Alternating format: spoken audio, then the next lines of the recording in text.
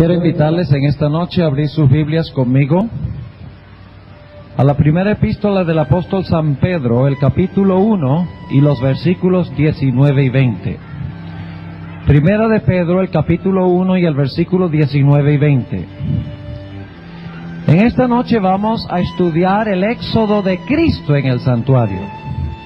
Pero antes de hacerlo, quiero invitar a los presentes a que inclinen sus cabezas reverentemente para pedir que Dios bendiga el estudio de su palabra. Oremos.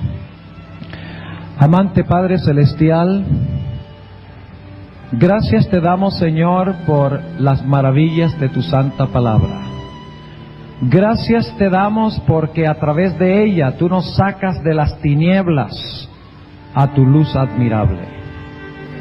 Y en esta noche venimos a ti necesitando desesperadamente la iluminación de tu Santo Espíritu. Así es que pedimos que abras nuestras mentes para que podamos comprender las maravillas del santuario y podamos nosotros mismos tomar los pasos necesarios siguiendo a Jesús en el santuario. Te lo pedimos en su nombre. Amén. En esta noche vamos a hablar del éxodo de Cristo en relación con el santuario.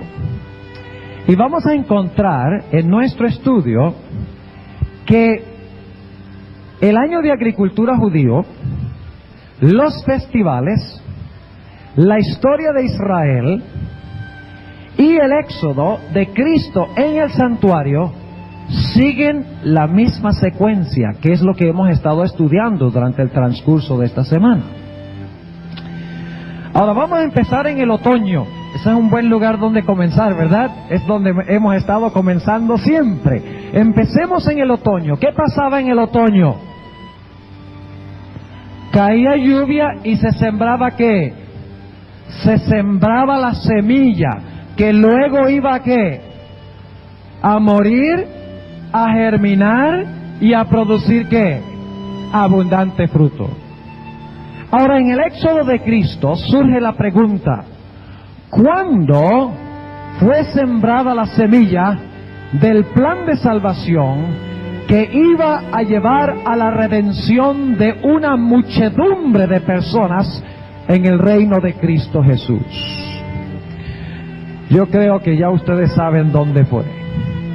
Primera de San Pedro, el capítulo 1 y el versículo 19 y 20.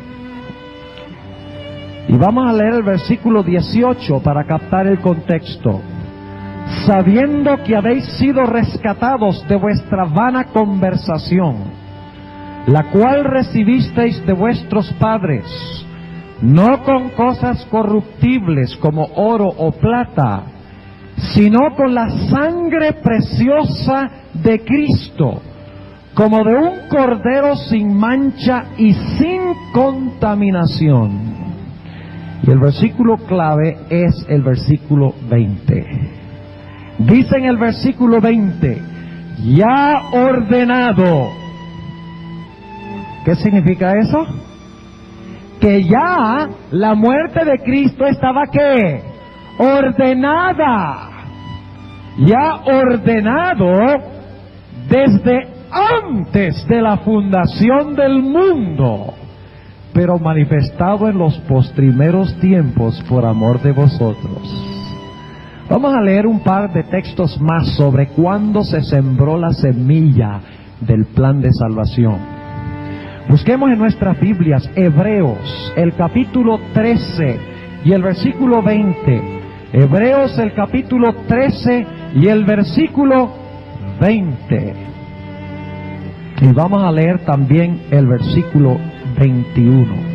Hebreos 13 y el versículo 20 y también el versículo 21.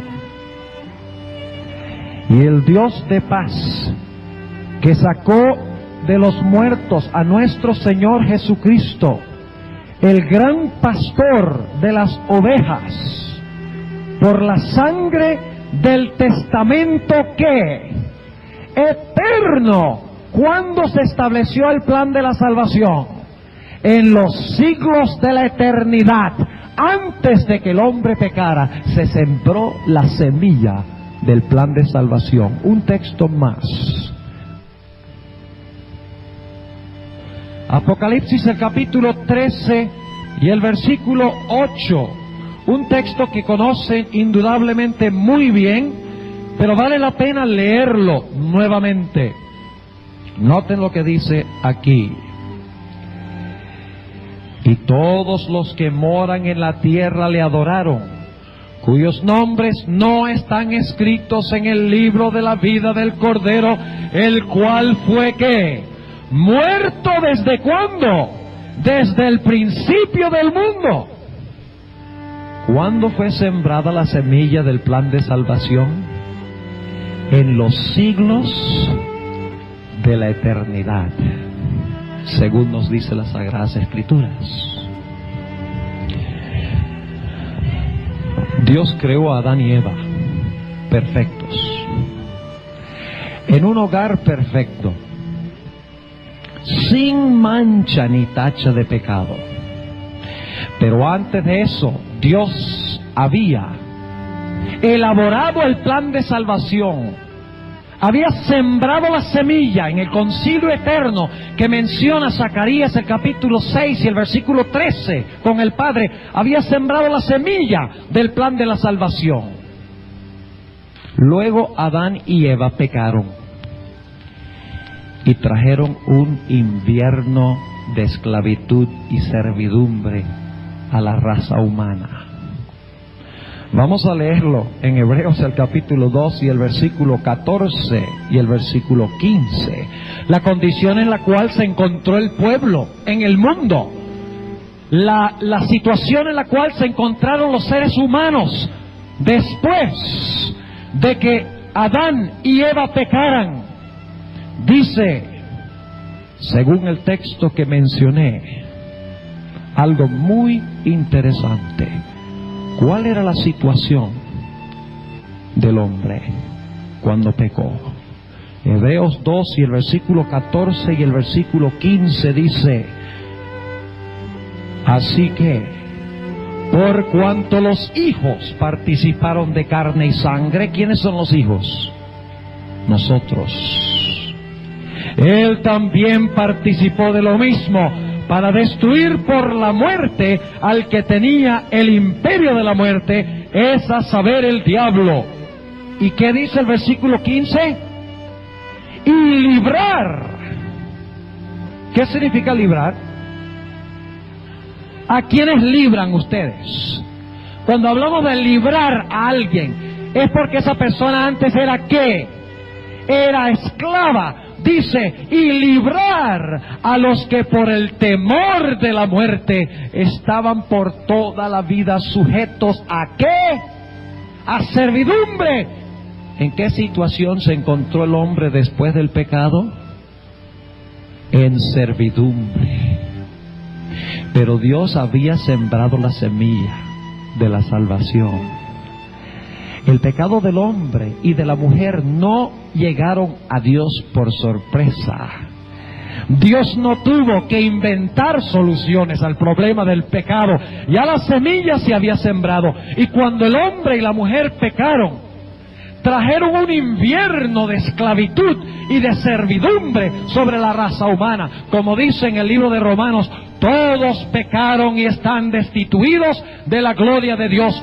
No hay justo ni aun uno. La paga del pecado es ¿qué? Muerte.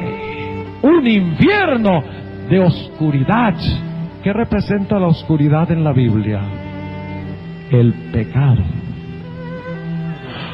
Un invierno de frío.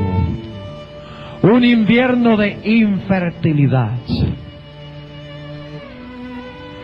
¿Ustedes recuerdan cuál era el primer festival que daba un indicio de esperanza?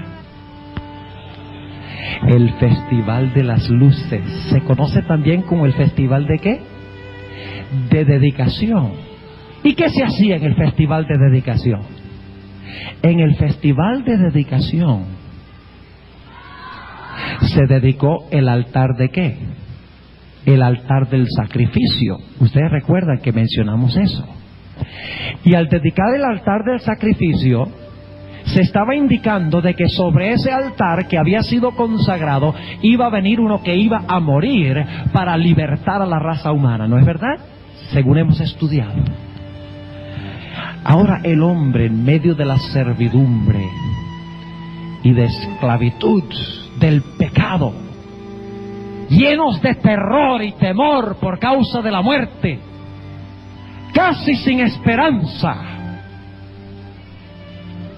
vino un rayo de esperanza.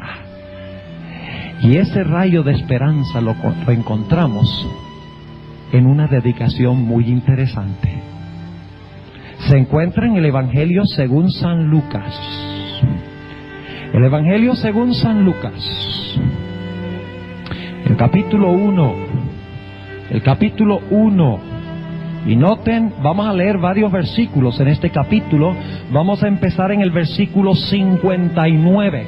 ¿Saben ustedes que el Festival de las Luces, saben cuál es el símbolo del Festival de las Luces? El símbolo es el candelabro que tiene 8 brazos. No, señor. El que estaba en el santuario tenía 7.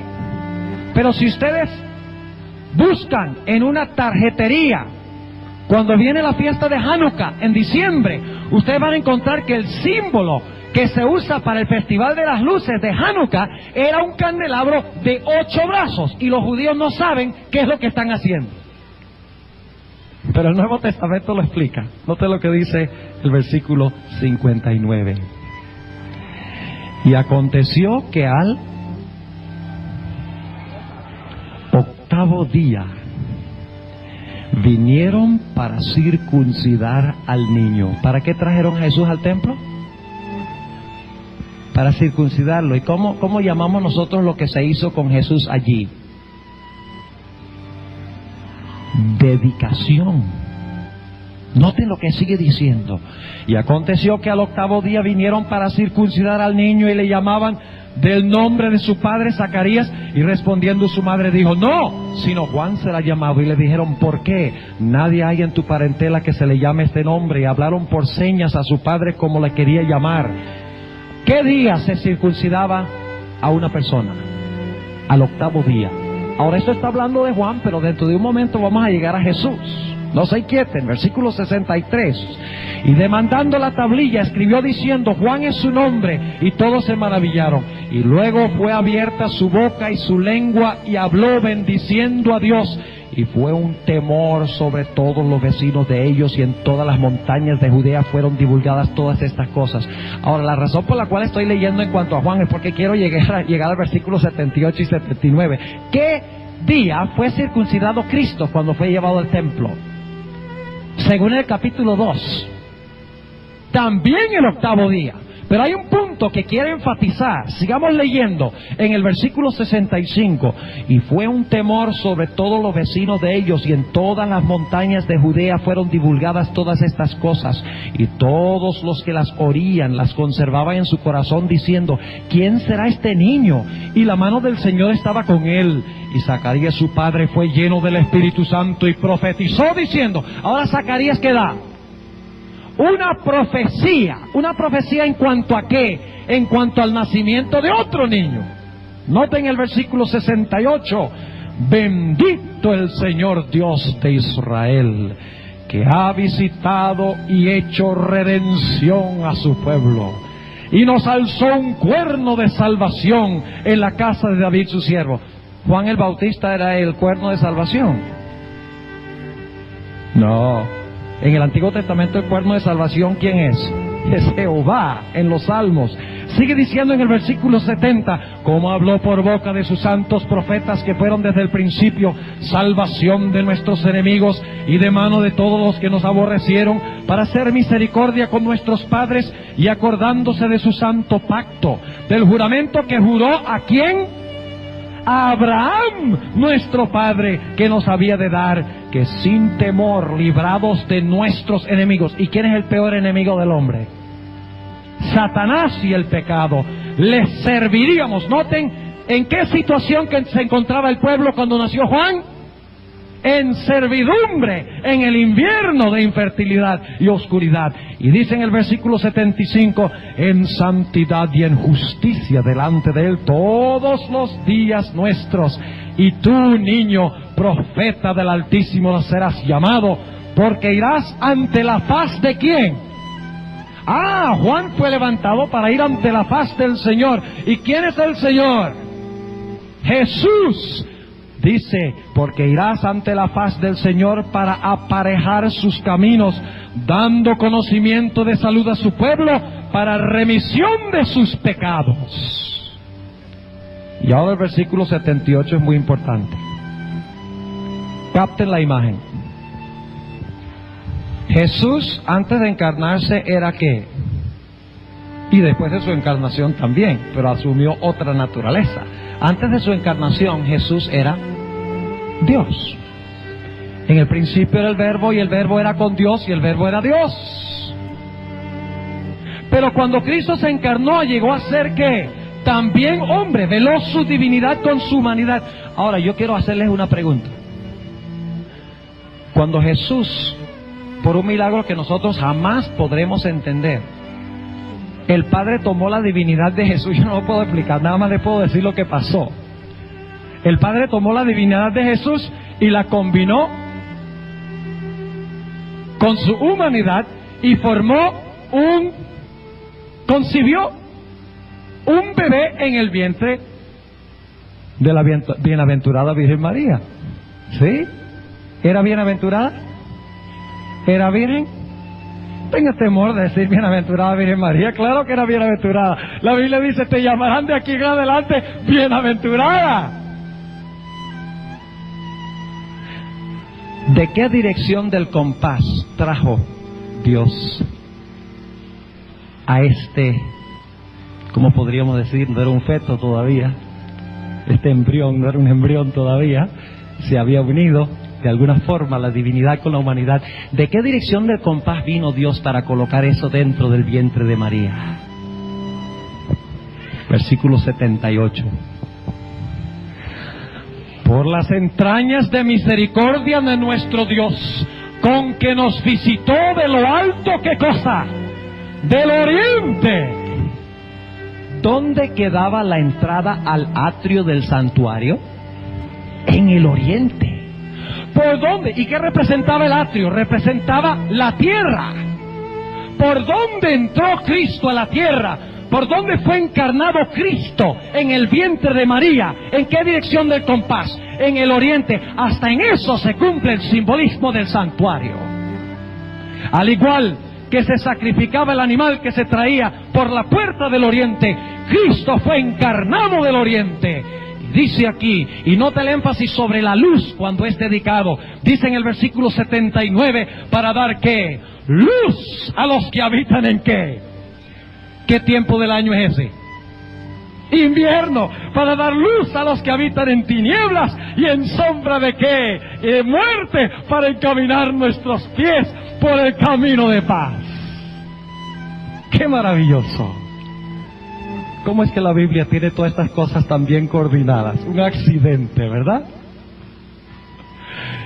Ni el más sabio del mundo podría tomar las fiestas judías, la historia de Israel, el año de agricultura, el éxodo de Cristo, el éxodo de la iglesia y mi éxodo personal y coordinarlos tan perfectamente, sin una sola contradicción. Para mí esta es una de las evidencias tremendas de que la Escritura es inspirada plenamente por Dios, porque solamente Dios podría coordinar todo de una forma tan perfecta y tan exacta. Así que Cristo viene y entra por la puerta oriental del tabernáculo. ¿Sí o no? Vamos a Juan 1:14. Juan 1:14. Juan 1 y el versículo 14, muy interesante. Y hay una palabrita que yo voy a traducir a mi manera, porque es más leal al griego. Juan 1:14 dice, y aquel verbo fue hecho carne y tabernaculó entre nosotros. La palabra griega es la palabra skene, que es la misma palabra que se usa en el libro de Hebreos para hablar del tabernáculo de reunión o el tabernáculo del testimonio. Así que Cristo vino ¿a dónde en la tierra? Vino a tabernacular entre nosotros. ¿Y por dónde entró? Por el oriente. ¿A dónde entró? Al atrio. Porque la primera fiesta que daba una vislumbre de que de la oscuridad y de la servidumbre y de la muerte venía liberación, se encontraba en el altar del sacrificio. La dedicación del bebé en el altar del templo. Noten lo que dice nuevamente en San Lucas, el capítulo 2 y el versículo 21.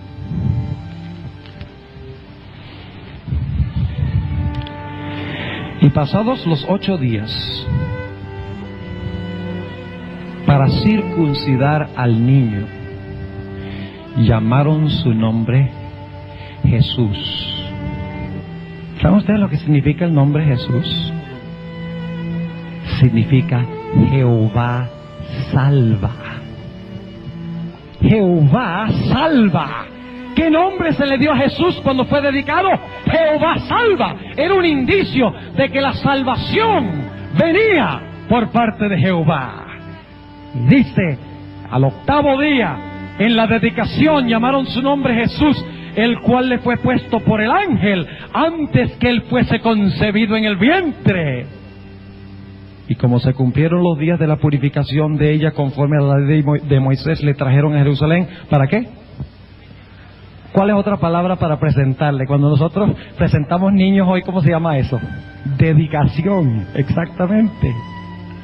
Como está escrito en la ley del Señor, todo varón que abriere la matriz será llamado santo al Señor, para dar la ofrenda conforme a lo que está dicho en la ley del Señor. Un par de tórtolas o 2 palominos que tiene un simbolismo en sí mismo que podríamos hablar 15, 20 minutos nada más sobre ese simbolismo, pero no lo vamos a hacer, porque yo creo que ustedes tienen el cuadro claro en su mente. La semilla de la salvación sembrada en los siglos de la eternidad. Luego viene un invierno terrible de servidumbre, pero en medio del invierno viene el festival de dedicación. Nace el niño, es dedicado en el templo, viene por la puerta oriental para atraer ¿qué? A los seres humanos. Luz a los seres humanos. El festival de dedicación.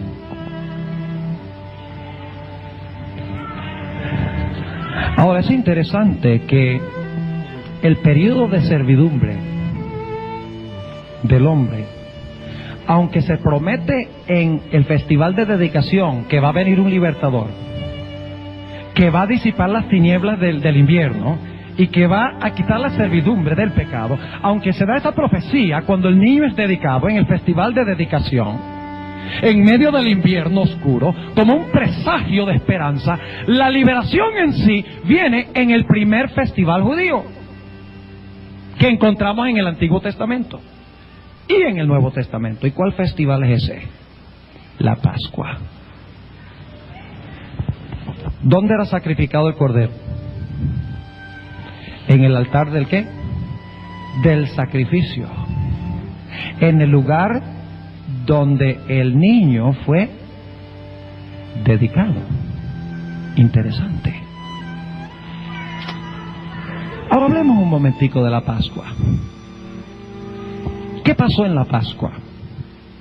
Para entender la Pascua necesitamos volver a Éxodo el capítulo 12.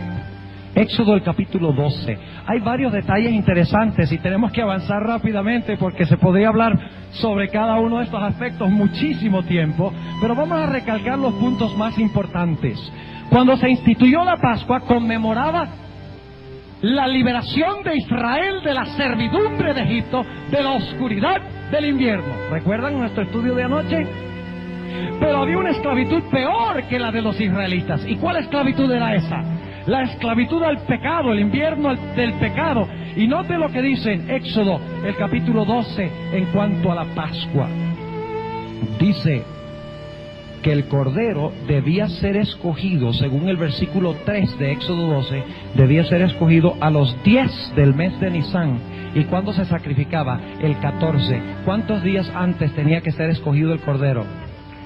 4 días antes. Algunos ven en esto en un reflejo del hecho de que Jesús fue escogido desde la fundación del mundo y que cada día representa un año.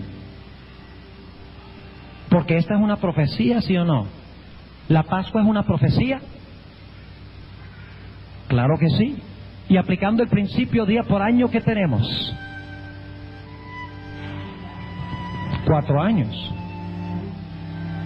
Pero ¿qué tenemos que hacer con los 4 años? Tenemos que aceptarlos como simbólicos. ¿De qué cosa? 4,000 años de pecado.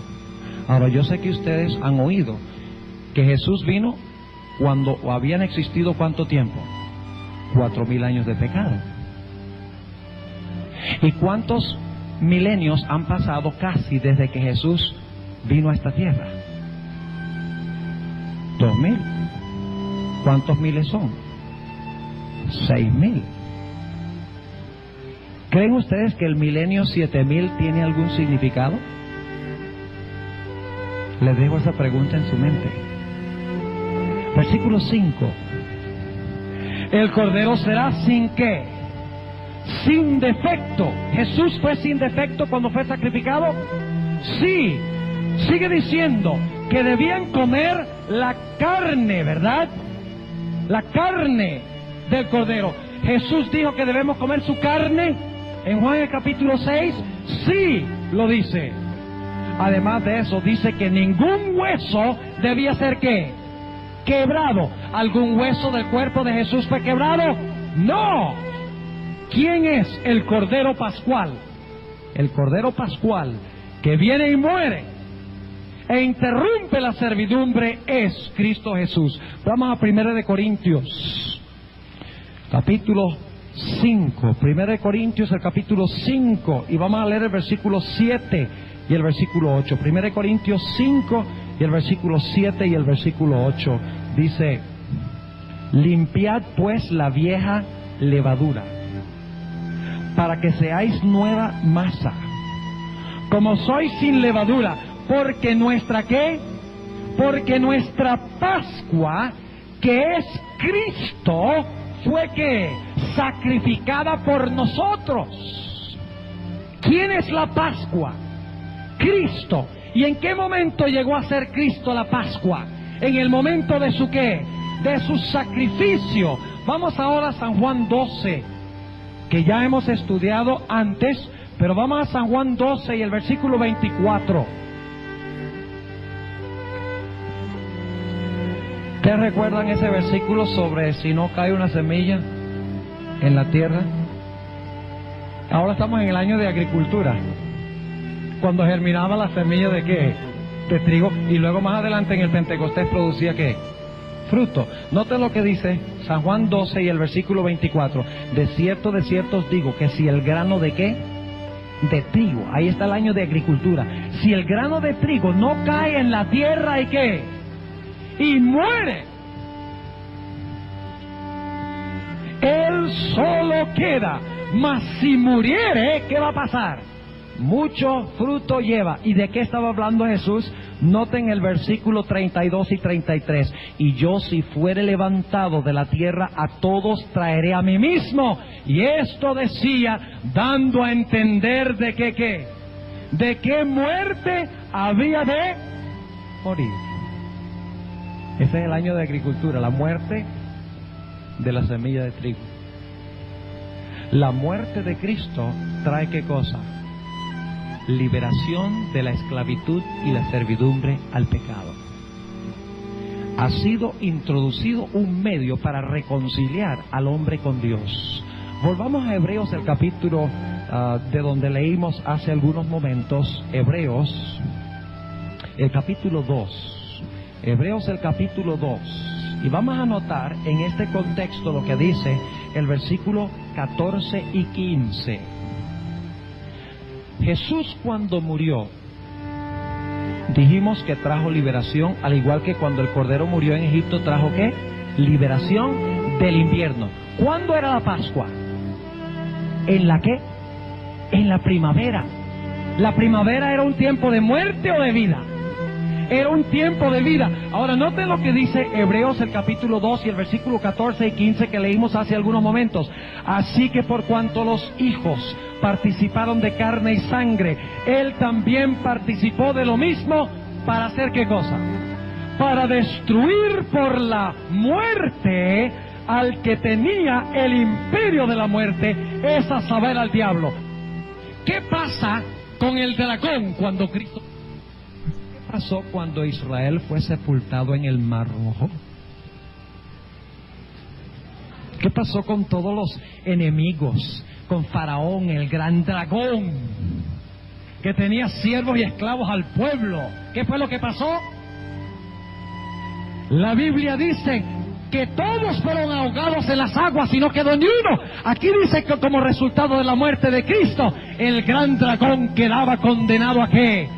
A muerte. ¿Y cuál es el resultado? El versículo 15. ¿Qué trae la Pascua? La Pascua no solamente nos trae liberación, sino que trae la garantía de muerte del dragón y nos trae libertad. Versículo 15 dice, y librar, es decir, por su muerte, y librar a los que por el temor de la muerte estaban por toda la vida sujetos ¿a qué? Sujetos a servidumbre. ¿Cuándo termina el invierno en el éxodo de Cristo? ¿Cuándo termina el invierno en el éxodo de Cristo? En la Pascua. ¿En cuál festival ya se da un presagio y anuncio de que viene uno que ha sido dedicado, de que va a vencer el pecado y va a eliminar la oscuridad y la servidumbre? ¿Cuál festival? ¿El de las luces o el de la dedicación? ¿Cuándo fue sembrada la semilla? ¿Desde cuándo? Desde antes de la fundación del mundo.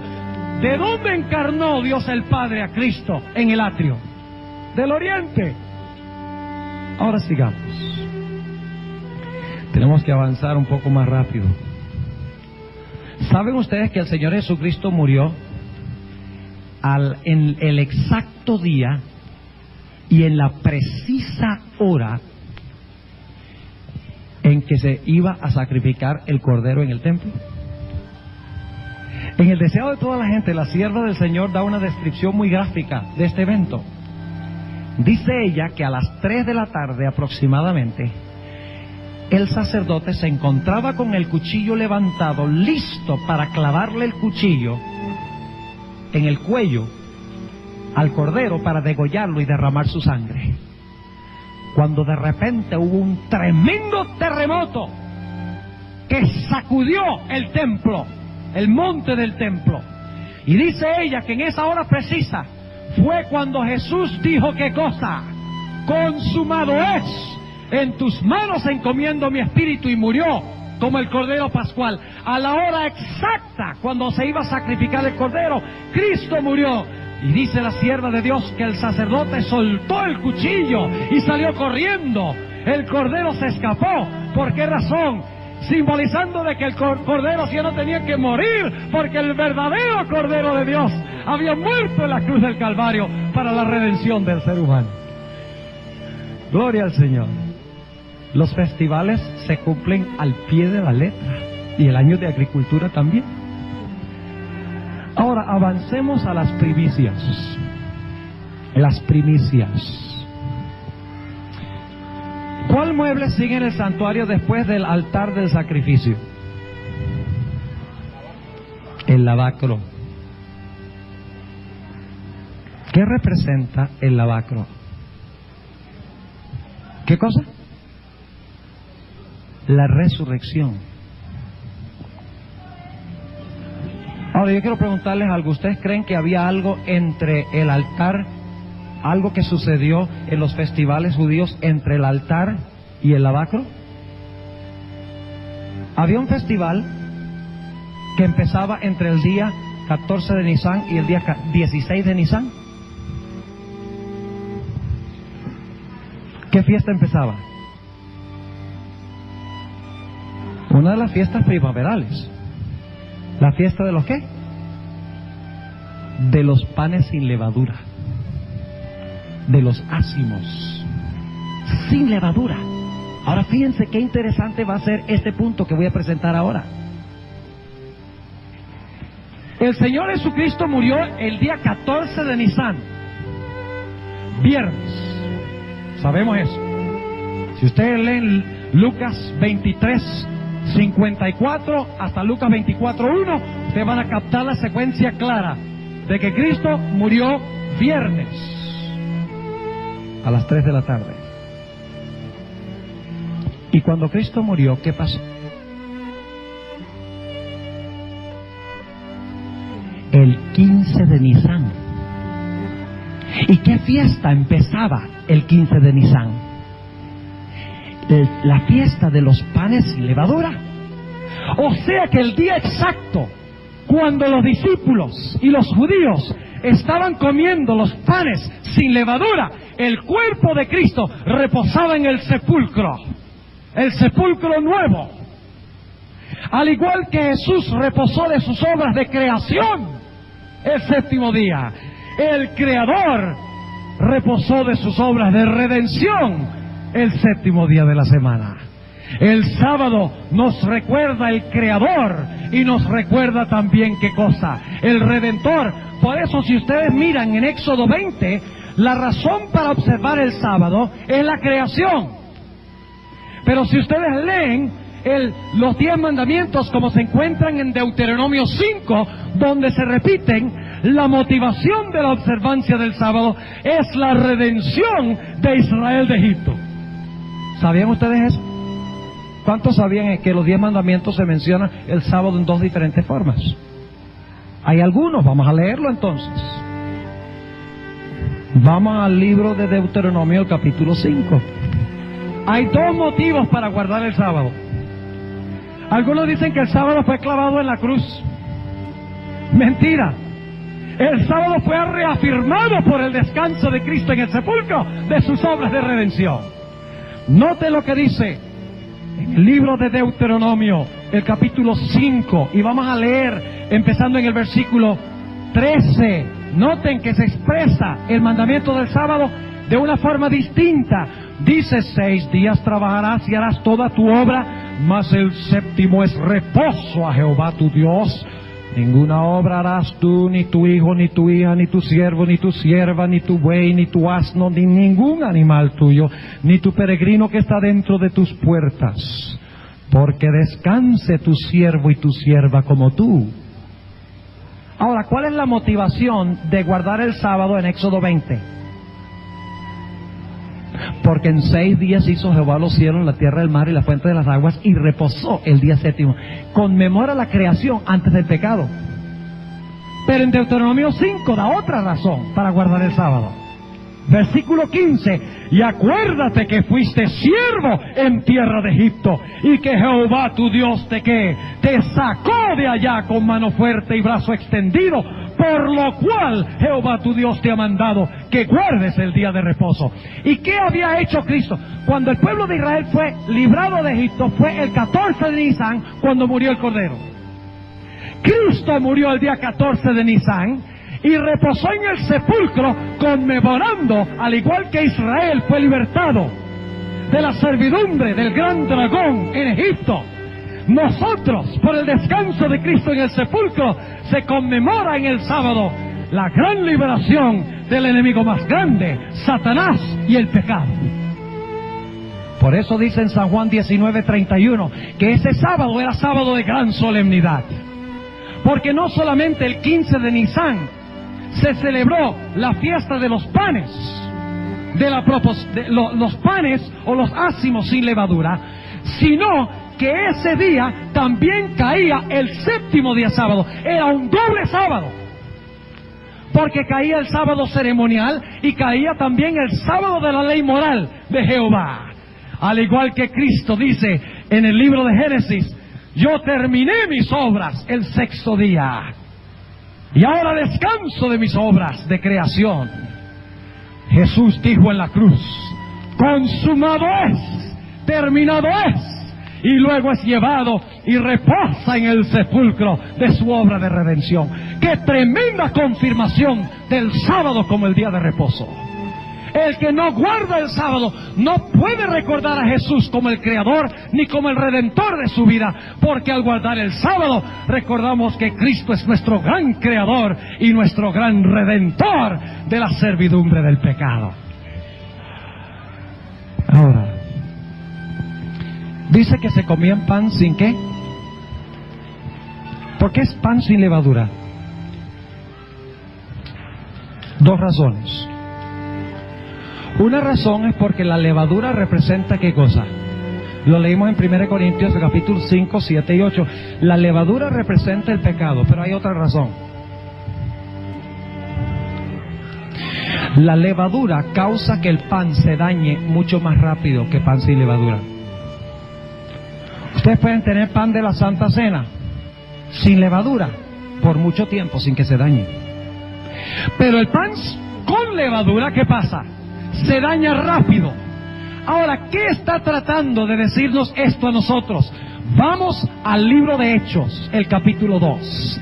Hechos, el capítulo 2. Y vamos a notar un detalle de mucha importancia que tiene que ver con el festival del pan sin levadura.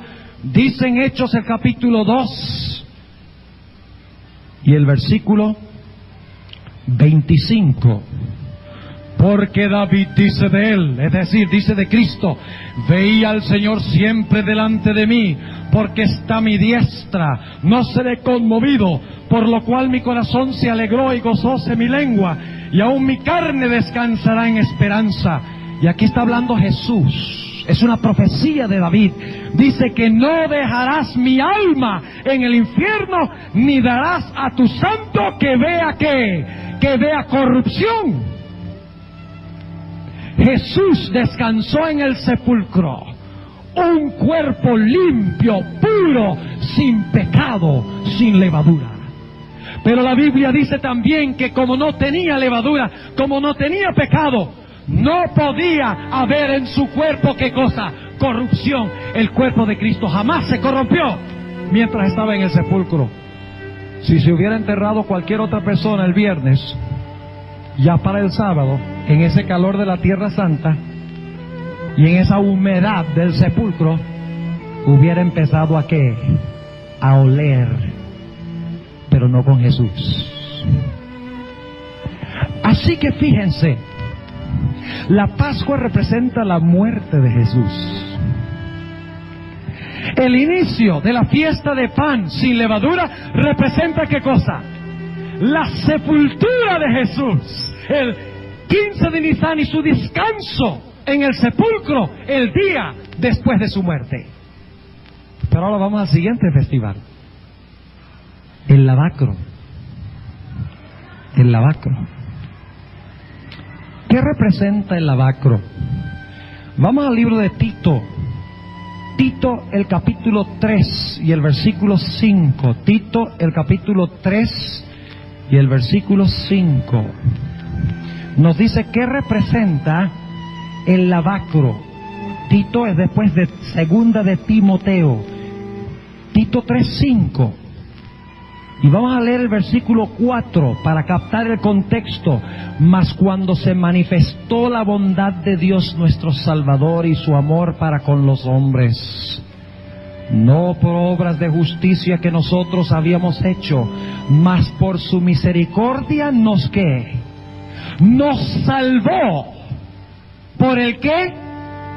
Por el lavacro de la regeneración y de la renovación en el Espíritu Santo. ¿Qué representa el lavacro?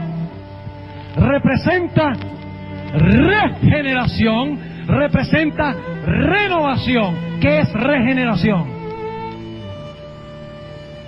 Regeneración es lo mismo que decir nacer de nuevo. Ahora, Jesús estaba muerto y sepultado.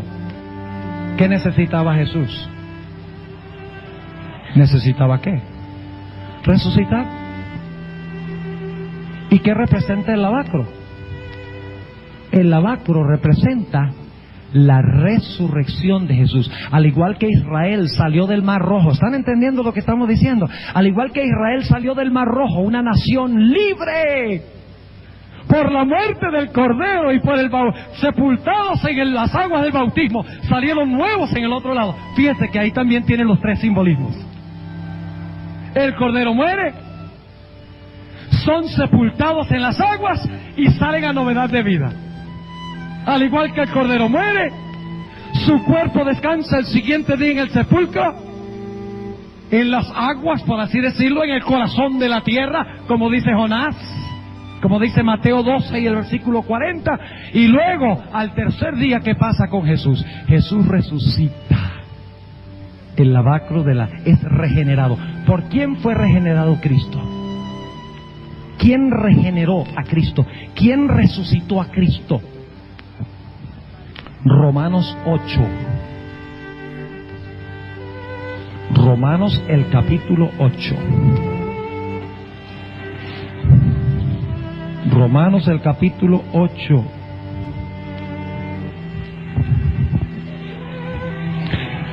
Y el versículo 9. Mas vosotros no estáis en la carne, sino en el Espíritu.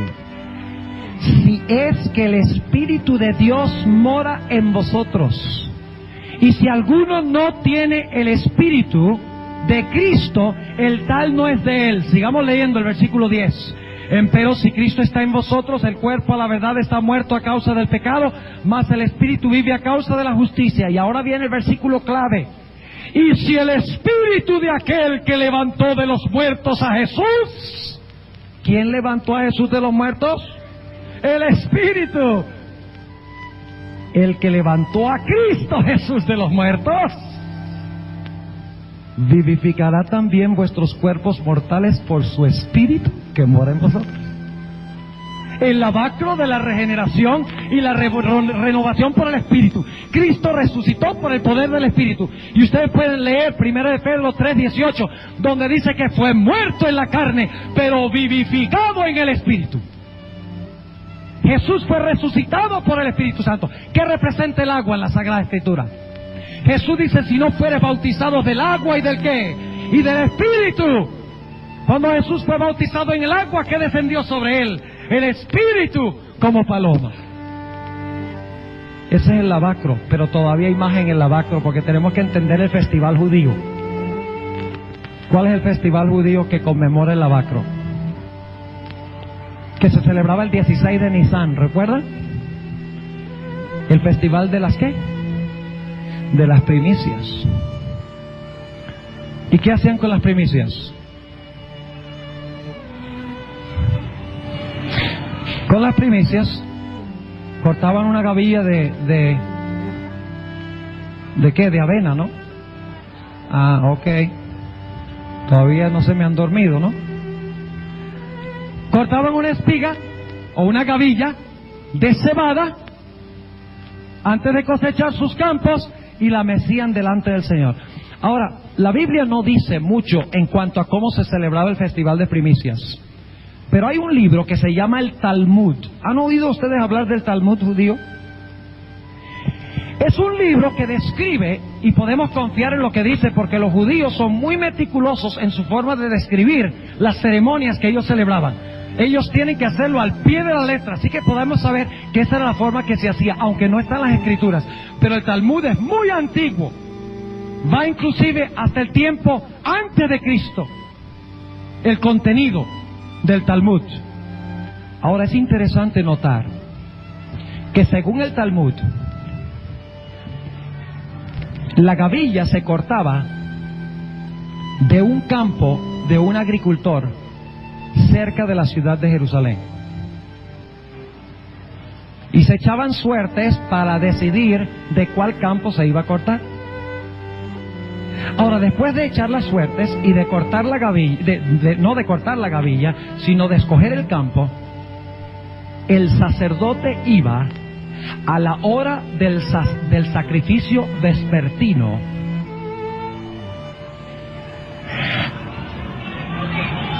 el 14 de Nisan al campo del agricultor para ir en medio de las gavillas y buscar la mejor gavilla. y calculaba cuánto tiempo demoraba para ir desde el templo hasta el campo preciso donde se encontraba la gavilla. Y dice la tradición judía que luego entonces él marcaba esa gavilla y regresaba a la ciudad de Jerusalén. El domingo, el sacerdote se levantaba temprano e iba al lugar donde se encontraba la gavilla, y tenía que ir temprano, porque la gavilla tenía que ser mecida delante del Señor a la hora del servicio matutino, es decir, a las 9 de la mañana, o del holocausto matutino, cuando se sacrificaba el cordero por la mañana. Él tenía que traer en el preciso momento cuando se sacrificaba el cordero, tenía que traer la gavilla para mecerla delante del Señor. Ahora, según dicen los judíos, el sacerdote llegaba, marcaba la gavilla, en este caso digamos viernes, porque el viernes era el 14 de Nisan, el año cuando Cristo murió, y así pasó. Marcaba la gavilla, se iba a Jerusalén, el sábado participaba de los panes sin levadura, después del sacrificio del cordero a las 3 de la tarde. El domingo muy temprano en la mañana se iba al campo donde estaba la gavilla marcada y cortaba la gavilla. Y luego venía al templo y tenía que llegar exactamente a las 9 de la mañana, cuando se estaba sacrificando el cordero en el servicio matutino. Y llegaba y mecía la gavilla ante el Señor. Y según dice el Talmud, los judíos, cuando el sacerdote venía del campo con la gavilla, la gente se reunía a lo largo del camino y decían gloria al Señor, aleluya, y aplaudían a medida que él traía la gavilla para llevarla al templo y mecerla delante del Señor. Ahora, ¿qué representa todo eso? ¿Saben ustedes que eso tiene apoyo bíblico en el éxodo de Cristo? Vamos al Evangelio según San Mateo. Qué precisión tan increíble en estos servicios. Mateo, el capítulo 27 y el versículo 51 y 52. Mateo 27, 51 y 52. Y he aquí el velo del templo se rompió en dos. ¿Cuándo se rasgó el velo del templo? En el preciso momento cuando ¿qué? Cuando el Cordero murió. ¿Y a qué horas murió Cristo? A las 3 de la tarde, a la hora del sacrificio ¿qué? Vespertino. He aquí el velo del templo se rompió en dos de alto a abajo, y la tierra tembló y las piedras se hundieron y abriéronse los sepulcros, y muchos cuerpos de santos que habían dormido. Ahí dice que se levantaron, pero la sierva de Dios dice en el libro deseado de toda la gente que no se levantaron el viernes, se levantaron el domingo. Eso es muy importante. Y hay un asunto textual aquí que tendría que explicarles, que no voy a tomar tiempo para explicarlo, pero en realidad ellos resucitaron el día domingo, el 16 de Nisan. ¿Cuándo fueron marcados los sepulcros de los que iban a resucitar con Cristo? El viernes, ¿a qué horas? Precisamente a las 3 de la tarde. Ahora, el Señor Jesucristo se levantó de los muertos, ¿a qué hora el día domingo? Muy temprano. Vamos a anotar lo que dice el Evangelio según San Juan. El Evangelio según San Juan. ¿Están empezando a captar un cuadro impresionante? Noten San Juan, el capítulo 20 y el versículo 1. San Juan, el capítulo 20 y el versículo 1. ¿Saben ustedes a qué horas fue Jesús a presentar la gavilla ante su Padre el día de la resurrección? A las 9 de la mañana. Vamos a anotar. Juan 21. El primer día de la semana María Magdalena vino de mañana, siendo aún ¿qué? ¿A qué horas iba el sacerdote al campo para buscar la gavilla? bien temprano, porque tenía que mecer la gavilla. ¿Cuándo? Ahora, la Pascua se cumplió precisamente a la hora y en el día correcto. El descanso de Cristo como el pan sin levadura se cumplió al pie de la letra hasta el mismo día. ¿Esperaríamos que las primicias se cumplan también el mismo día y la misma hora? Claro que sí. Ahora, sigue la historia. Viene al sepulcro, cuando está aún oscuro, ve la piedra que está quitada del sepulcro y luego más adelante empieza una conversación en el jardín. Note lo que dice en el versículo 14, versículo 13. Y dijéronle, mujer, ¿por qué? Dijéronle, mujer, ¿por qué lloras? Díceles, porque se han llevado a mi Señor y no sé dónde le han puesto. Estos son los ángeles hablando. Y como hubo dicho esto, volvió hacia atrás y vio a Jesús que estaba allí, mas no sabía que era Jesús. Dícele Jesús, mujer, ¿por qué lloras? ¿A quién buscas? Ella, pensando que era el hortelano o el jardinero, dícele, Señor, si tú lo has llevado, dime dónde le has puesto y yo lo llevaré. Dícele Jesús, María. Volviéndose ella, dícele, Rabuni, quiere decir maestro. Dícele Jesús. ¿Se había presentado la gavilla cuando Jesús resucitó? ¿Había mecido Cristo la gavilla ante su Padre cuando resucitó? No, porque Jesús dice en el versículo 17, no me toques, porque aún no he subido a mi Padre. Mas ve a mis hermanos y diles, subo a mi Padre y a vuestro Padre y a mi Dios y a vuestro Dios. ¿A qué hora presentó Cristo la gavilla? No la había presentado cuando resucitó y estaba oscuro. La presentó ante el Padre a las 9 de la mañana, el día de la resurrección. ¿Y cuál fue esa gavilla? Jesús, cuando resucitó, fue a buscar su gavilla de seres humanos, los que resucitaron con él. Los recogió y ascendió al cielo en las primicias, pero también para presentar la gavilla. La gavilla tenía muchas espigas de cebada, no era solamente una espiguita, eran muchas espigas de cebada. Y Jesús, las primicias, según 1 Corintios 15 y el versículo 20 al 23, las primicias de los que durmieron en Cristo, asciende al cielo, pero no asciende solo, asciende con la muchedumbre que resucitó con él. Los sepulcros que habían sido marcados a las 3 de la tarde, el viernes cuando murió, llevó esos trofeos conquistados del sepulcro de las manos de Satanás y los presentó ante su Padre como trofeos de su poder y de su gracia. ¿Cómo les parece? ¿Vamos bien?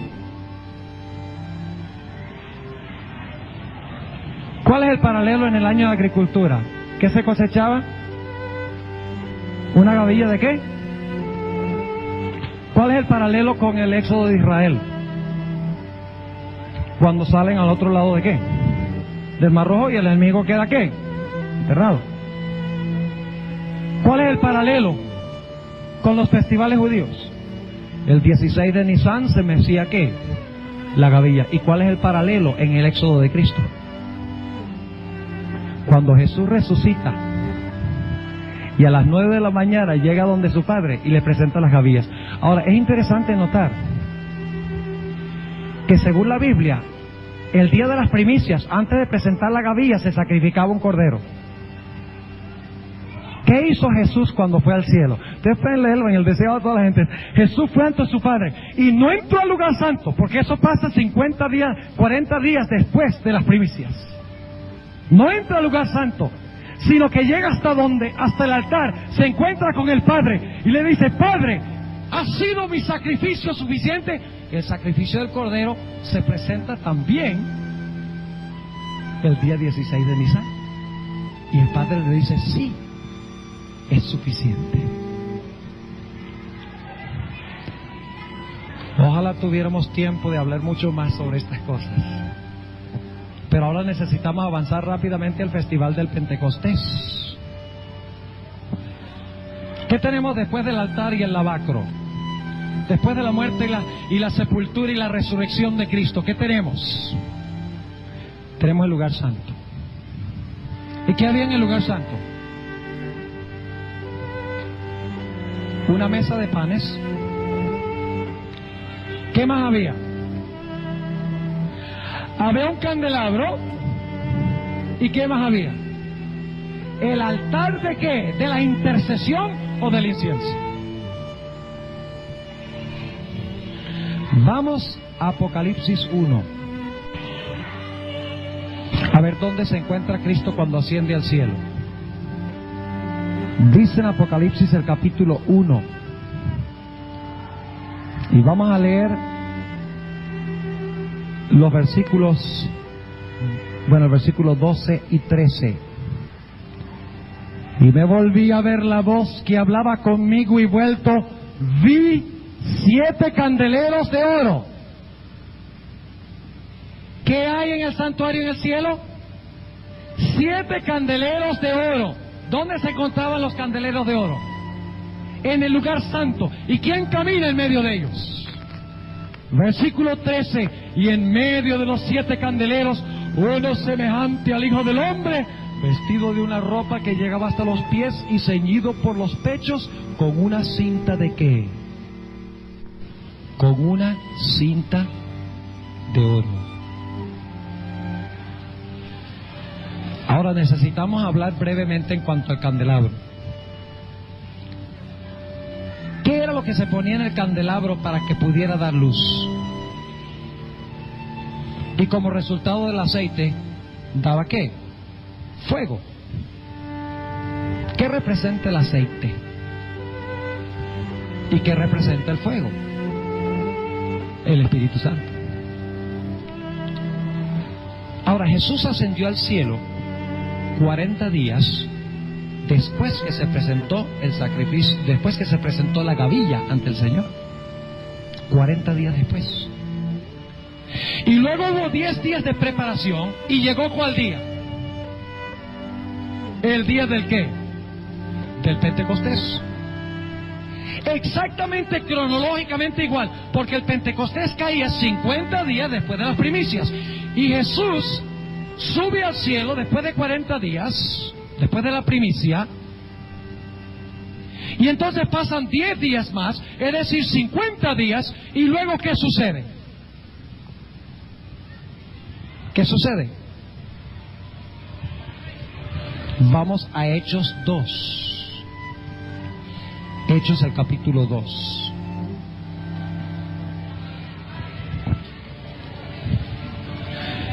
¿Qué era el significado del candelabro, según hemos hablado? El candelabro es para dar ¿qué? Luz. ¿Y quién es la luz? ¿Y quién más? Nosotros. ¿No es verdad? Jesús dijo, yo soy la luz del mundo, pero también dijo, vosotros sois la luz del mundo. Es decir, que el candelabro representa ¿qué cosa? La testificación, el servicio, compartir la luz de Cristo en el mundo. Ahora, noten lo que dice Hechos, el capítulo 2 y el versículo 1. ¿Y cómo se cumplieron los días de qué? Del Pentecostés. Estaban todos unánimes juntos y de repente vino un ¿qué? Un estruendo del cielo. O sea, se sacudió el aposento alto como un viento recio. ¿Qué representa el viento? También el Espíritu Santo. Jesús dice, el viento va y viene y no lo ves, pero lo sientes. Está hablando a Nicodemo en cuanto al Espíritu Santo. Dice, el cual hinchó toda la casa donde estaban sentados y se les aparecieron ¿qué cosa? Lenguas repartidas como de fuego. ¿El fuego de qué? Del candelabro, donde se encontraba el aceite. ¿Y qué les capacitaba a hacer este fuego? ¿Qué capacidad les daba este fuego? Noten lo que dice en el capítulo 1 y el versículo 8, donde se da la promesa. Dice, mas recibiréis la virtud del Espíritu Santo que vendrá sobre vosotros y me seréis ¿qué? Testigos en Jerusalén, en toda Judea y Samaria y hasta lo último de la tierra. ¡Qué tremendo! Y Jesús está caminando en medio de los candeleros cuando asciende. ¿Entienden que el candelero está involucrado cuando Cristo asciende al cielo? En el preciso día del Pentecostés. Ahora, ¿qué podemos decir en cuanto a la mesa de los panes? Tendríamos que dedicar mucho tiempo para hablar de la mesa de los panes. Y no lo voy a hacer, pero les voy a decir qué representa y voy a leer 2 versículos bíblicos. Dios tiene un trono en el lugar santo y también un trono en el lugar santísimo. En el lugar santo, el trono de Dios es la mesa de los panes. ¿Cuántas hileras de panes había? 2. Representando al Padre y al Hijo. Y ustedes dicen, ¿cómo sabemos que la mesa de los panes representa el trono de Dios? Noten lo que dice Apocalipsis, el capítulo 4 y el versículo 5. El capítulo 4 y el versículo 5. Interesantemente dice algo muy interesante en cuanto a dónde estaba el candelero en relación con el trono. Dice en Apocalipsis 4 y el versículo 5 lo siguiente: y del trono salían relámpagos y truenos y voces. ¿Es eso lo mismo que sucedió en el día de Pentecostés? ¿En el Antiguo Testamento? Sí. Y 7 lámparas de fuego estaban ardiendo, ¿dónde? Delante del trono.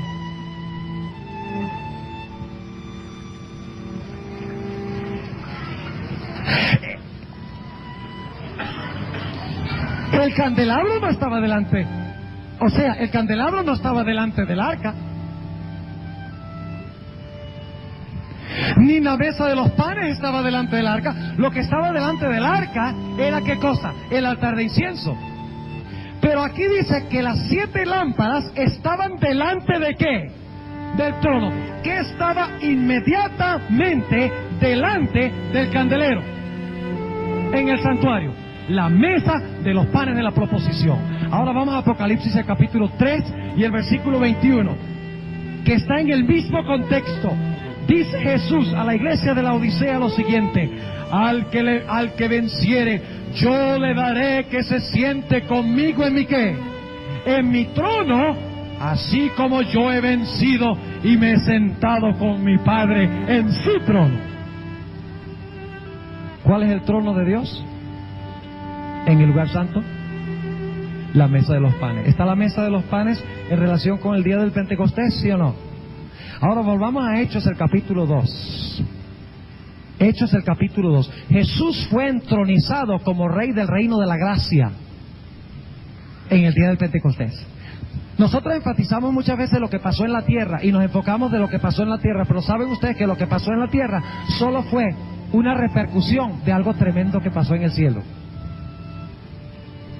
Ustedes recuerdan, y estoy saltando muchas cosas, pero quiero que tengan la idea.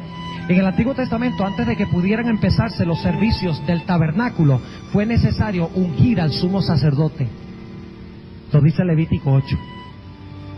Para que Cristo pudiera oficiar en el santuario celestial, era necesario que Él también fuera ¿qué? Fuera ungido como ¿qué? Como sumo sacerdote. Ahora, es interesante notar que en Hechos 2, en el preciso día del Pentecostés, San Pedro dice algo muy interesante en cuanto a Jesús. Note lo que dice en el capítulo 2 y el versículo, empezando en el versículo 29, para captar el contexto. Varones, hermanos, se os puede libremente decir del patriarca David, que murió y fue sepultado, y su sepulcro está con nosotros hasta el día de hoy. Lo que está diciendo, los versículos anteriores dicen que Jesús que un ser fue sepultado y su cuerpo no vio corrupción. Y luego dice, ese no es David, porque nosotros sabemos que David fue sepultado y su sepulcro está con nosotros hasta el día de hoy. Eso no se aplica a David, dice él. Entonces, ¿a quién? Versículo 30. Empero siendo profeta, ¿qué fue David? Profeta. Y sabiendo que con juramento le había Dios jurado que del fruto de su lomo, cuanto a la carne, levantaría al Cristo. ¿Qué significa la palabra Cristo? Ungido. Que se sentaría sobre su ¿cómo? ¿Qué pasa en el día del Pentecostés? Cristo se sienta ¿dónde? En su trono. ¿Y cuál es el trono? La mesa de los panes de la proposición. Dice, viéndolo antes, habló de la resurrección de Cristo, que su alma no fue dejada en el infierno, ni su carne vio corrupción. A este Jesús resucitó Dios. ¿Qué mueble es ese? El lavacro. A este Jesús resucitó Dios. Y el versículo anterior, ¿cuál mueble es? ¿Cuál fiesta es? Los panes sin levadura, porque su cuerpo no vio, ¿qué cosa? Corrupción. Y si ustedes leen los versículos 22 al 24, Jesús dice, ustedes los mataron. ¿Ven las tres fiestas? Lo mataron en el altar. Quedó sepultado y no vio corrupción, los ácimos. Y luego dice en el versículo 32, a este Jesús resucitó Dios en el lavacro, de lo cual todos nosotros somos, ¿qué? Testigos. Así que, levantado por la diestra de Dios. ¿A dónde se sentó Jesús según Apocalipsis 3:21? A la diestra del Padre. Levantado por la diestra de Dios y recibiendo del Padre la promesa del Espíritu Santo. Nosotros hablamos de que nosotros recibimos la promesa del Espíritu Santo, pero antes de recibirla nosotros, Jesús tuvo que ir a pedírsela al Padre. Recibiendo la promesa del Espíritu Santo, ha derramado esto que vosotros veis y oís. Porque David no subió a los cielos. O sea, David no ascendió. ¿Quién ascendió? Ahora fíjense el orden. Habla primero de la muerte, luego dice su cuerpo no vio corrupción, luego dice que Dios lo resucitó y dice David no ascendió al cielo. ¿Están viendo algo interesante allí? Está la secuencia del santuario. Y dice, porque David no subió a los cielos, empero él dice, y aquí cita el Salmo 110, y tenemos que ir ahí en un momentico. Porque David no subió a los cielos, empero él dice, versículo 34, dijo el Señor a mi Señor, siéntate a mi diestra. ¿A dónde se sentó según Apocalipsis 3:21? A la diestra del Padre. Siéntate a mi diestra hasta que ponga a tus enemigos por estrado de tus pies. ¿Qué quiere decir eso? Siéntate a mi diestra hasta que ponga a tus enemigos debajo de mis pies. Hay que volver al Salmo 110. Y aquí es que llegamos al altar. Volvamos al Salmo 110. Salmo 110. Y vamos a empezar en el versículo 1, que es el versículo que se cita. Hemos hablado del candelabro. ¿Ven ustedes el candelabro cuando Cristo asciende? El aceite y la luz del candelabro, ¿qué pasa? Se derrama en la tierra. Cristo se sienta en el trono de su Padre, en la mesa de los panes de la proposición, para alimentar a su pueblo con su palabra. ¿Y el altar qué? Salmo 110, versículo 1. Jehová dijo a mi Señor, siéntate a mi diestra en tanto que pongo tus enemigos por estrado de tus pies. La vara de tu fortaleza enviará Jehová desde Sión. Domina en medio de tus enemigos. Tu pueblo será lo de buena voluntad en el día de tu poder. En la hermosura de la santidad desde el seno de la aurora tienes tú el rocío de tu juventud. Ahora noten el versículo 4. ¿Qué significa? Sentarse a la diestra de Dios hasta que todos sus enemigos sean colocados debajo de sus pies. Dice, juró Jehová y no se arrepentirá. Tú eres sacerdote para siempre, según el orden de Melquisedec. Ese es el versículo que cita el apóstol San Pedro en el día del Pentecostés. Dice que Jesús en el Pentecostés se sentó al lado del trono de su Padre, derramó la luz del candelabro y fue instituido como que, como el gran sacerdote del pueblo de Dios. Fue ungido sacerdote. ¿Ven los tres muebles?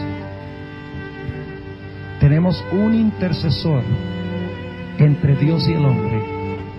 Jesucristo, el hombre. ¿Recuerdan la escalera de la cual hablamos en el primer tema? Él es el intercesor. Y saben ustedes, es una tragedia que algunas iglesias enseñan que tenemos que contratar seres humanos que sean nuestros intercesores. En el santuario nosotros encontramos que los seres humanos nada tienen que ver con este proceso de salvación. El santuario es Cristo. El santuario no es ningún sacerdote humano, no es ningún santo humano. Eso queda excluido de la Biblia, porque la única esperanza del ser humano es la muerte de Cristo en el altar, la sepultura y el descanso de Cristo en el sepulcro, la resurrección a una nueva vida, la entrada de Cristo para abogar por nuestros pecados, para darle luz a su pueblo y para alimentar a su pueblo con el pan que es la palabra de Dios. Ahí está la esperanza del cristiano, según la Sagrada Escritura. Pero el sábado vamos a hablar de algo muy interesante. Hay un sistema en el mundo que ha falsificado el santuario desde el campamento hasta el lugar santísimo. Inclusive ha metido la mano y ha tratado de cambiar la ley de Dios. Ha metido la mano en el lugar santísimo. Y es un sistema de santuario falso de comienzo a fin, porque en vez de centrarse en Cristo, se centra en uno que la gente pretende que es Cristo, pero no es Dios, sino que es hombre. Y los que siguen ese sistema no pueden ser salvos, porque el hombre no puede salvar. Es Dios, es Cristo el que salva.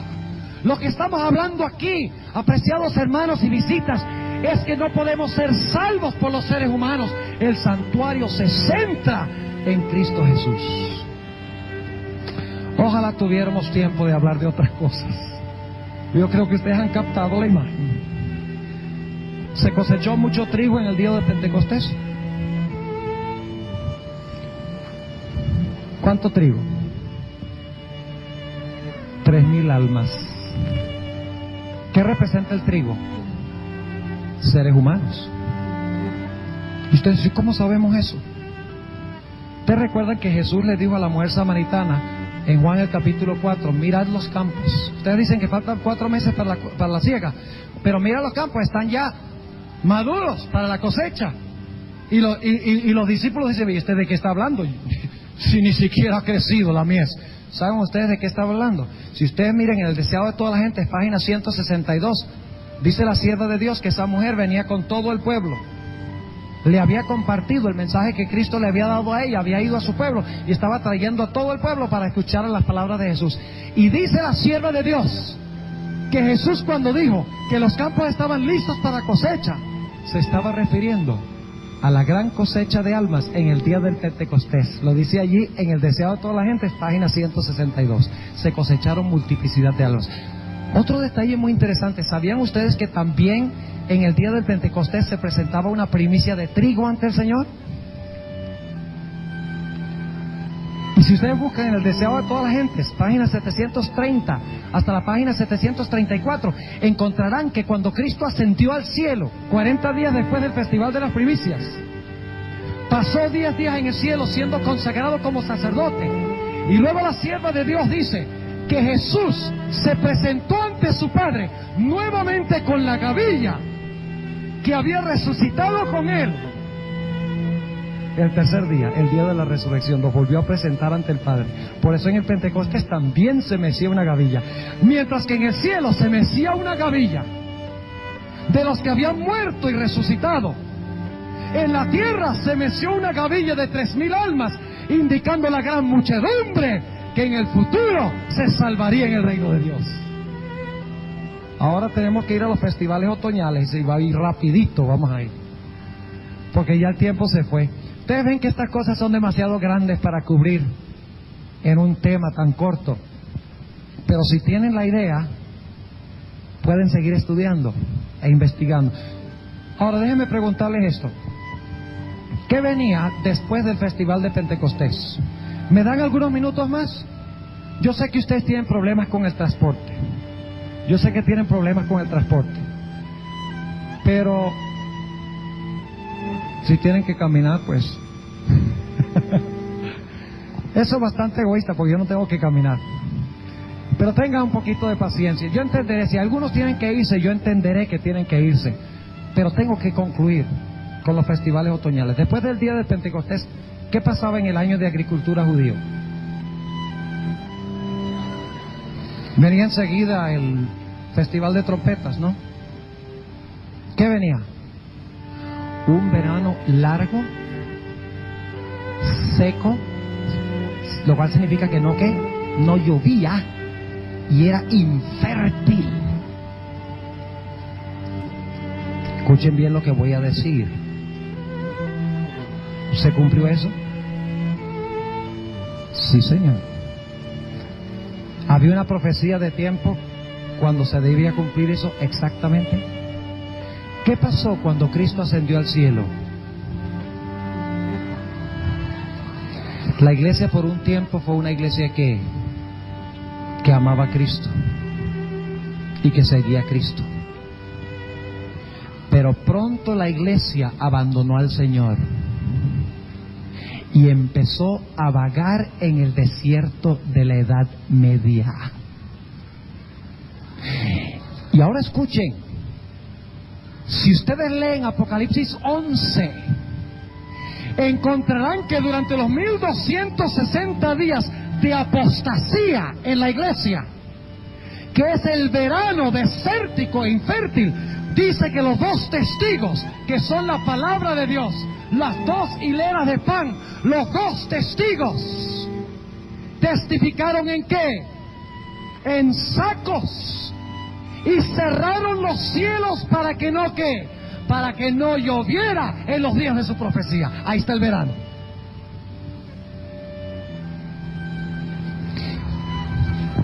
Es decir, que la mesa de los panes, los dos testigos, se prohibió ahora leer ¿qué cosa? La Biblia. Y como resultado la iglesia padeció ¿qué? Hambre. Ese es el cuarto caballo de Apocalipsis. El caballo amarillo es ese periodo. El caballo del hambre. Porque la mesa de los panes, en vez de estar alimentando a la iglesia, hay un falso sistema en la tierra que está prohibiendo leer la Biblia. La Edad Media también se le conoce como las edades del oscurantismo. ¿Qué era lo que daba luz en el santuario? El candelabro. ¿Y qué representaba el candelabro? El Espíritu Santo. ¿Y qué representa la lluvia?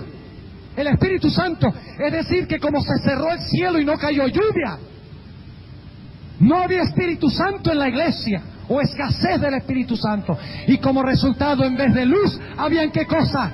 Tinieblas en la iglesia. Por eso se conoce como las edades oscuras. El verano infértil, seco de la iglesia y del éxodo de Cristo. ¿Qué diríamos del altar?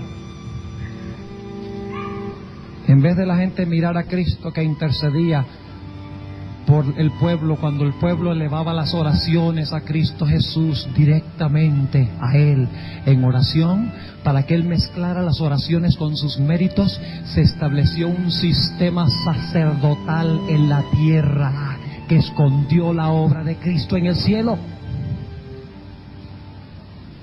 Lo que la Biblia llama el misterio de iniquidad se instituyó.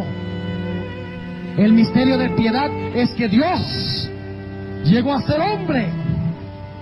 El misterio de la iniquidad es cuando un hombre se proclama ¿qué? Se proclama Dios. La Biblia dice que solo Dios puede perdonar pecados, solo Cristo puede interceder, porque solo tenemos un sacerdote, un representante entre Dios y el hombre, Jesucristo el hombre. Él es la escalera, Él es hombre con los hombres y es Dios con el eterno Dios. Y el que depende sobre cualquier ser humano está en bancarrota. ¿Ven cómo en el éxodo de Cristo la iglesia se olvidó de entrar con Cristo al lugar santo? Como resultado había hambre, había oscuridad, y la gente en vez de mirar a Cristo, miraba a un sistema sacerdotal en la tierra que no podía salvar. Ahora vamos al otoño, rapidito. ¿Qué fiestas había en el otoño? Y solo las voy a mencionar de paso porque el tiempo se ha ido. ¿Cuáles son los festivales en el otoño? Primero las trompetas. En segundo lugar, ¿qué? El día de expiación. Y en tercer lugar, las cabañas. ¿Cuándo se cumple el festival de las trompetas? Ahora, ustedes deben reconocer una cosa. Y es lo siguiente, que los festivales primaverales tienen que ver con la primera venida de Cristo. Los festivales del otoño tienen que ver con la segunda venida de Cristo, porque las primaverales vienen al principio del año y las otoñales vienen al final del año. O sea que las fiestas del otoño no se podían cumplir sino hasta después del periodo de oscurantismo. ¿Y cuál fue el periodo de oscurantismo? ¿Cuánto tiempo? Tiempos y la mitad de un tiempo. 1260 años, 1798. Tenían que empezar a cumplirse después de 1798, cuando cayó el sistema que esclavizaba a la gente en la Edad Media. ¿Cuándo sonaron las trompetas? Hubo un tremendo movimiento conocido como el movimiento de los mileritas. Y ustedes encontrarán que muchas iglesias se burlan de los mileritas, porque ellos predijeron que Cristo iba a venir el 22 de octubre de 1844, anunciaron eso. Y Cristo no vino. Y las iglesias dicen, la iglesia adventista se basa sobre un chasco.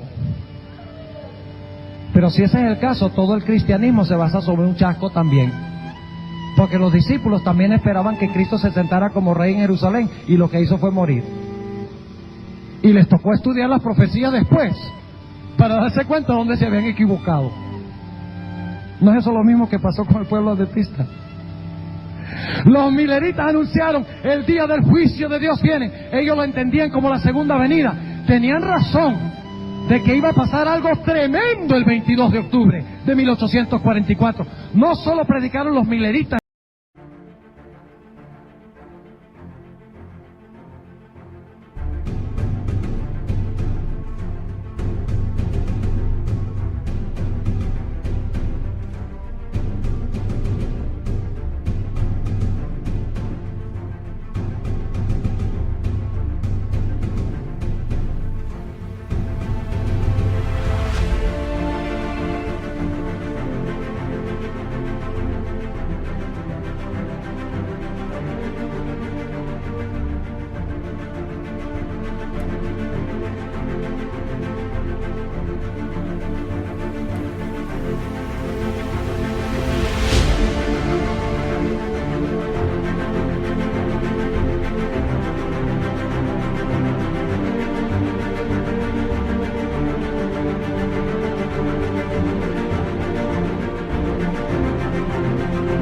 En los Estados Unidos predicó José Wolf, en África, la Kunza en Sudamérica, en Inglaterra los anglicanos, en todas partes del mundo se sonó las trompetas diciendo, viene el juicio de Dios, prepárate para encontrarte con tu Dios en el día de expiación. El movimiento milerita fue el festival de trompetas. ¿Y qué anunciaron ellos? ¿Qué anunciaban las trompetas? El Yom Kippur, el día de expiación. ¿Y qué pasó después que ellos hicieron su anuncio? El 22 de octubre de 1844, ¿qué hizo Jesús? Pasó, ahora fíjense, vamos en el progreso del santuario, pasó del lugar santo, ¿a dónde? Al lugar santísimo del santuario, anunciado por los mileritas, para empezar la obra de separación entre las uvas y las olivas o aceitunas. Un juicio que se describe en Apocalipsis 14,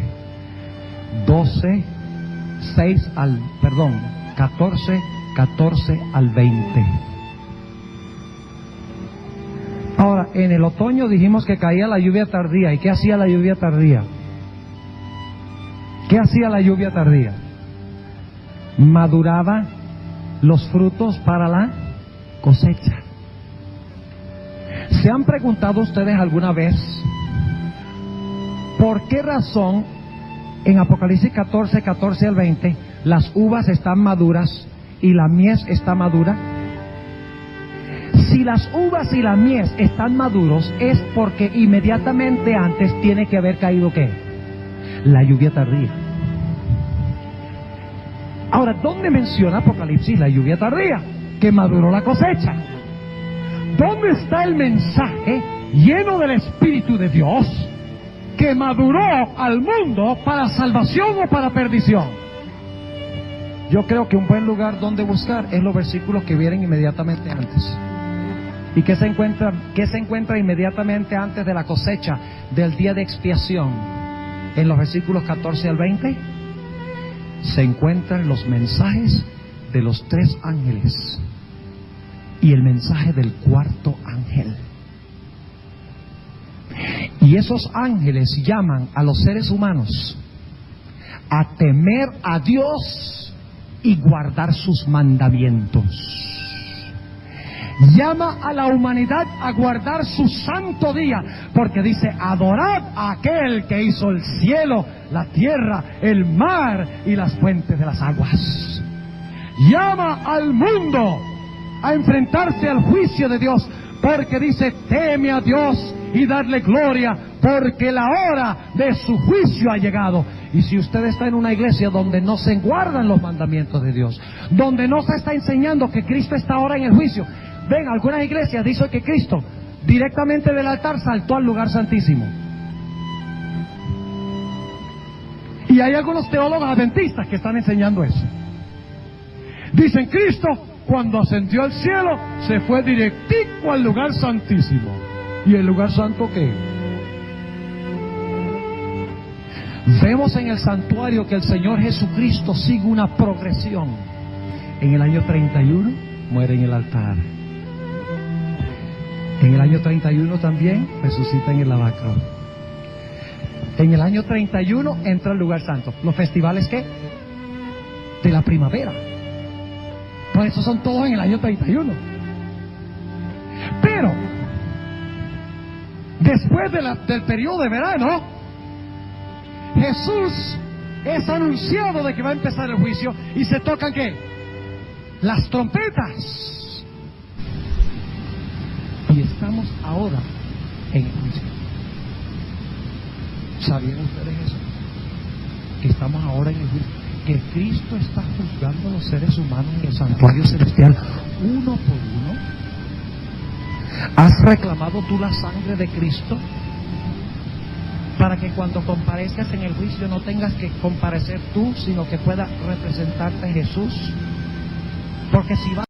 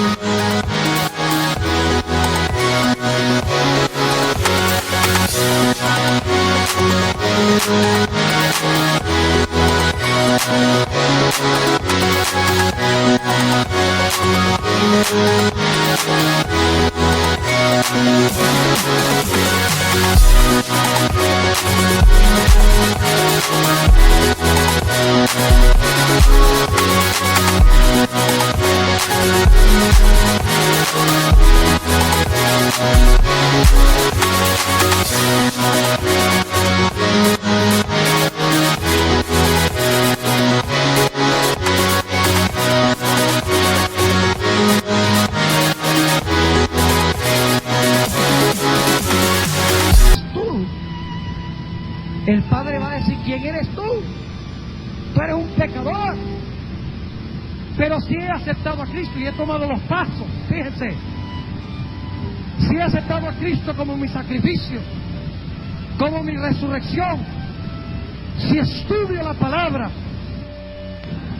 si testifico por el amor a Jesús, si oro pidiendo el perdón por los pecados, entraré con Cristo al lugar santísimo y Cristo será mi representante allí.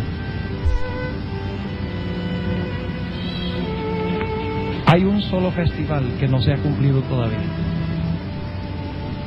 ¿Cuántos de ustedes creen que estamos cerca del final de la historia? Esto lo comprueba. Porque es que todos los festivales ya se cumplieron, no falta sino uno solo. ¿Y cuál es ese festival? Vamos rápidamente a el de las cabañas, los tabernáculos. Apocalipsis 7. Y vamos a terminar con esto, Apocalipsis 7. Y vamos a leer el versículo 7. No el versículo 7, sino el versículo 9. Apocalipsis 7 y el versículo 9. Después de estas cosas miré, y he aquí una gran compañía, la cual ninguno podía contar, de todas las gentes y linajes y pueblos y lenguas. ¿Por qué es importante esta expresión de todas las gentes, linajes, pueblos y lenguas? ¿Dónde se encuentra eso en otro lugar en Apocalipsis? En el mensaje del primer ángel. Lo cual indica que estas personas escucharon y aceptaron ¿qué cosa? El mensaje del primer ángel. Y el que acepta el mensaje del primero va a aceptar también ¿cuál? El segundo. Porque vienen en su orden. El que acepta el primero está listo para el segundo.